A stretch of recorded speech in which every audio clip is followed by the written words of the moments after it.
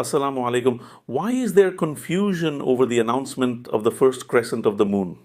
Can the first crescent seen in Saudi Arabia be accepted in India? Does the first crescent seen in one place have to be accepted in other places? Why do religious scholars have differences of opinion about the sighting of the first crescent? In order to answer these questions, we will examine the astronomical science of the moon, along with the hadiths about the first crescent. Ya Allah, guide us to the straight path, give us the right understanding. Ameen. What does the astronomy of the moon say? Let us learn some details about the moon. Like the sun, the moon does not have its own light. The light emitted by the sun is reflected on the moon. When the Earth is observed from above the North Pole, it rotates in an anti-clockwise direction.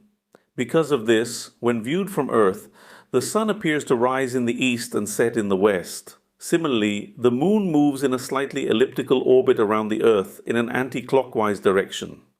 The moon is also seen as rising in the east and setting in the west. Even though the first crescent of the moon appears to be rising in the west, it sets in a further west direction. One complete rotation of the Earth on its axis is called a day. Similarly, one complete revolution of the moon around the Earth is called a lunar month. Just like the moon orbiting the Earth also orbits the sun in an elliptical orbit. The method for calculating the lunar month varies. The calculation based on the position of the sun is known as the synodic month. The other ways for calculating the lunar month are known as sidereal, tropical, draconic, and anomalistic. What we need is the interval between one crescent and the same crescent in the next month. It is known as the synodic month.